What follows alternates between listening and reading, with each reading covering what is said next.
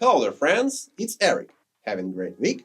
Hope so, let's keep going. As you remember, Yugis had been buried to inglorious fascist stooges on their native soil, celebrating them as heroes. But it backfired. Seems like international response, Poland in particular, is not quite as welcoming as neo-Nazi fanboys had hoped for. To show that fascism indeed would go no further, authorities in Lublin had lowered Ukrainian banner over their city tower, and former ambassador Bartosz Chikotsky just refused his order of merit given as reward by Zelensky somewhat around 2022 as diplomatic gesture, all while Karol Nawrocki, elected president, even implies some possibility of stripping Ukrainian leader from his Order of the White Eagle.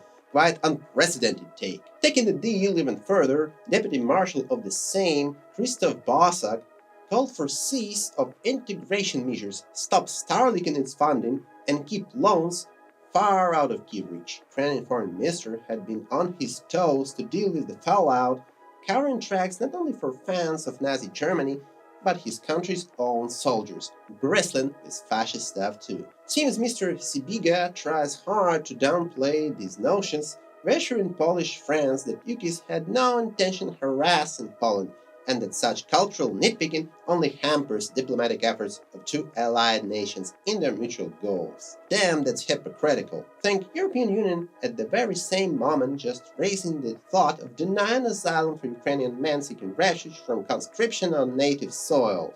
But guess what? Seems that it's not the initiative of the European Commission, neither European diplomats. It comes from a despotic regime in Kiev pulling its ties to fill up the draining draft pool. They act bluntly. They know that their fortunes lie in dragging the poor as long as possible, hence they do.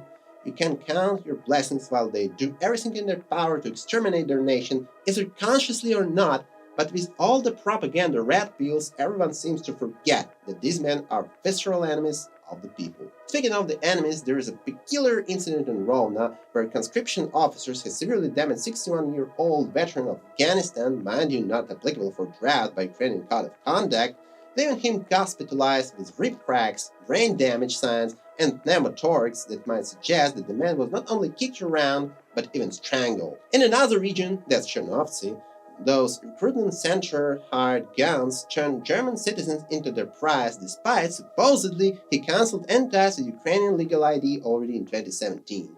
No further delays, now the poor guy is forced to training facility. Novovolinsk seems another atrocity as conscription teams beat up a crippled man and his 14-year-old son with little consideration, advancing their methodology. These pricks had introduced new vans without windows, structural weak spots, and heavily reinforced entrance mechanisms to trap victims inside. Like defenders of liberty, they position themselves. No one seems to be out of their reach, as in Nezhin of Chernihiv region, a guy with a broken arm turned to be a veteran, but only as he was already kidnapped by the regime's enforcers. No questions there. Some do resist, like youth football team called Mria had protested near conscription office of Khmelnytsk, demanding to lay hands off their coach. Supposedly, it's routine papers checkup.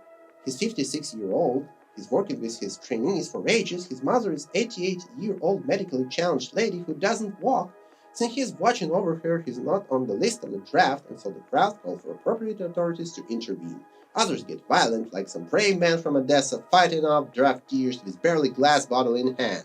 His attacker sent to wind up is a little shake-up and not as little sink of clinical brain damage. While people resist, our battalion keeps on pushing the line, pressing marauders and sadists with all their despotic allies to their bitter edge, until the soil once again belongs to people, not its oppressors. You're welcome to put up some like, don't forget to comment, and if you like such content, subscribe. That's Eric.